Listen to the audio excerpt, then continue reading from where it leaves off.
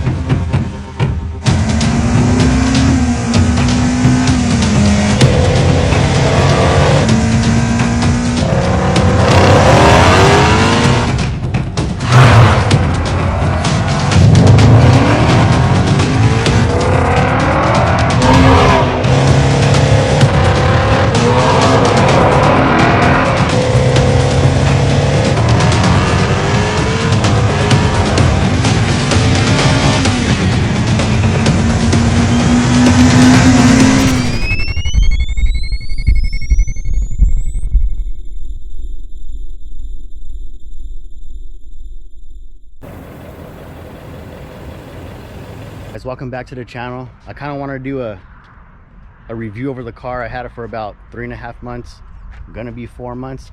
I wanted to kind of do the review when I bought the car, but I didn't expect to get it when I did get it, so I kind of want to walk around, and I wish I could have did the review that way of, you know, going to the dealership and getting technically my dream car. I'm going to walk around the car and kind of explain the things that I've done to the car since I got it. I pretty much got the car stock, and I'm going to keep it stock.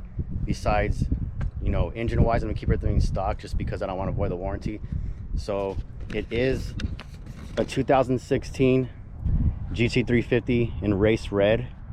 I got it with about 11,000 miles on it. Everything, like I said, was stock. The person who traded it in, I guess it was an older gentleman, and then the manager kind of, I guess, bought the car or took over the car, and it was his. And then I saw it at the dealership. The kind of reason why I wanted GT350 was I've been looking at him on YouTube for about, what, 2 years now. I had my eye on it, and it was either between this or a Z06. And just from hearing how special these cars are in the motor and that VOODOO motor is, I went to take a look at it, and I got a good deal I couldn't pass up.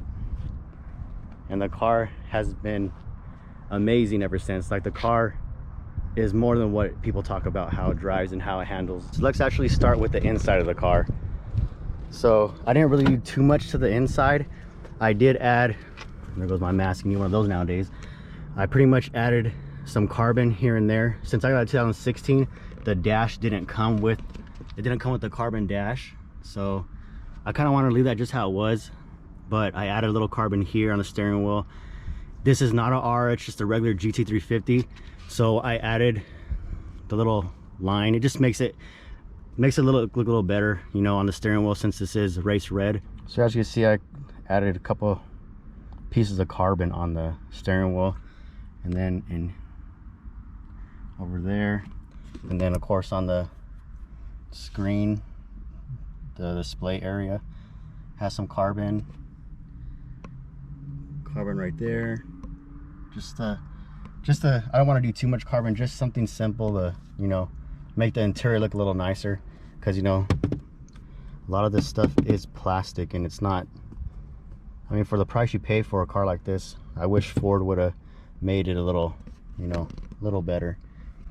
And I put the little emblem right there. I know it's not an R, and if I'm probably gonna get a lot of hate for that, but I did it just to match the, you know, match the car. I did change out the stock shift knob. I wanted something a little more you know, more rounder, that I could grip a little better.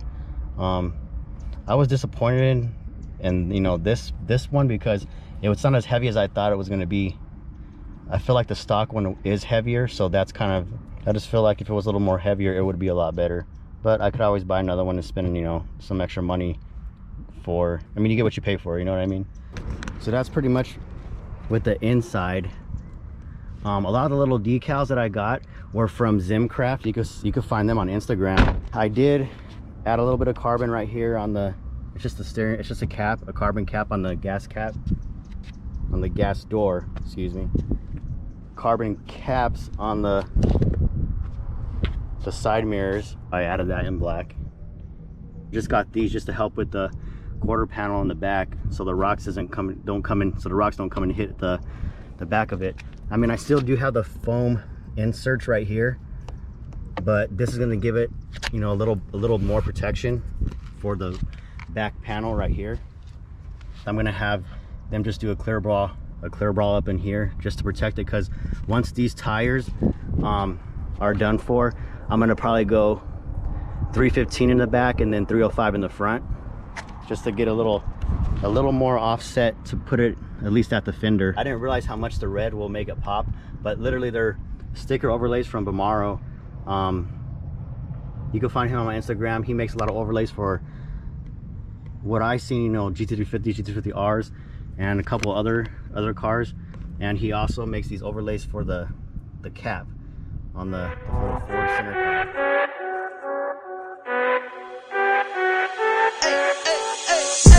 I think you only love me cause I'm poppin'. This a layup, this a rebound, then it's robbing. Tyson with the fade, not the air, my hands rockin'. When I link with ballpoint, you know it's knockin'.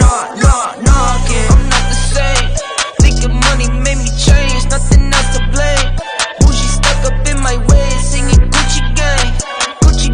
Gucci gang, think I'm Gucci Mane.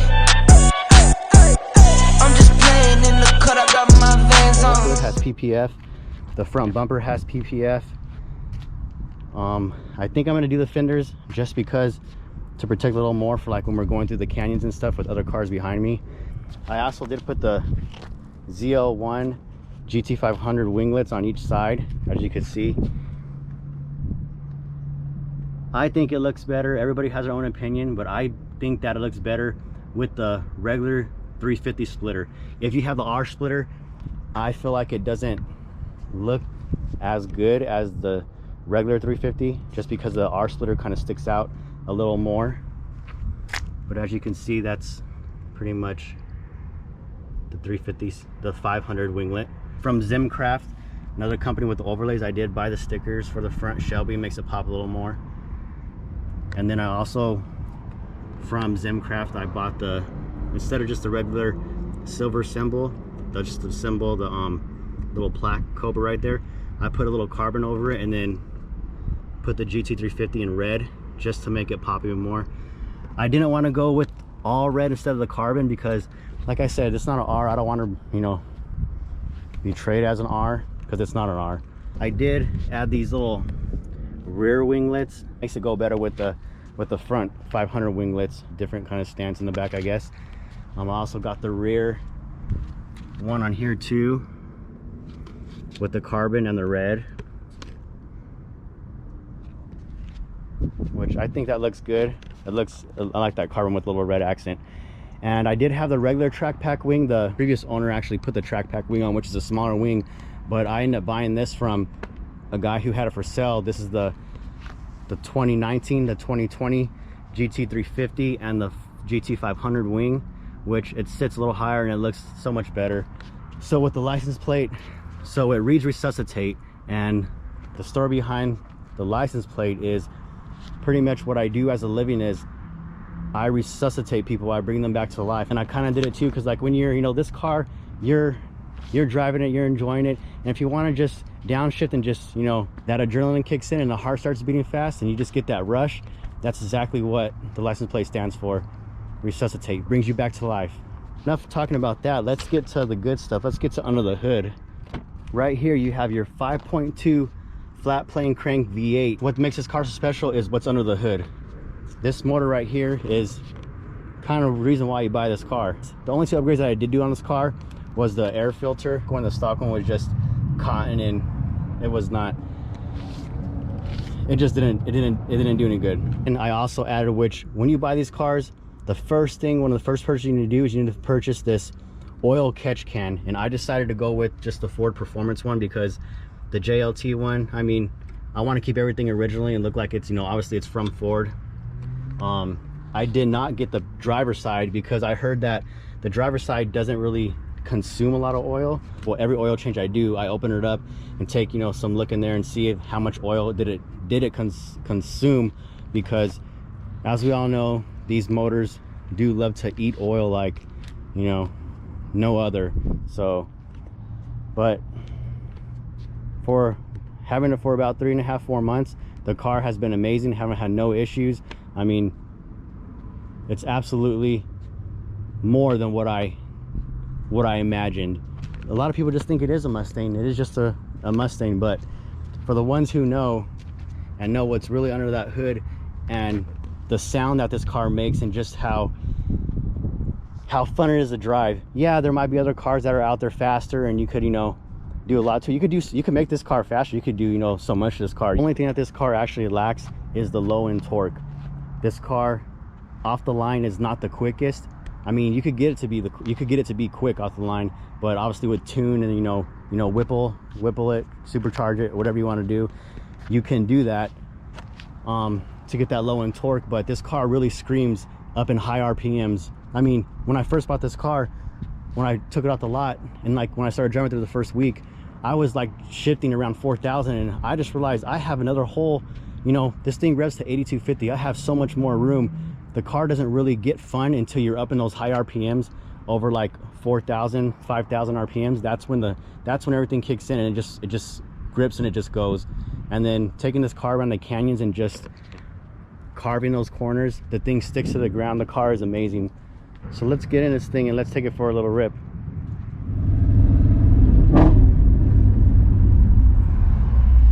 I'm gonna do a couple with the windows rolled down, and then let's get some with the windows rolled up, just because it's kind of a little different sound on the camera.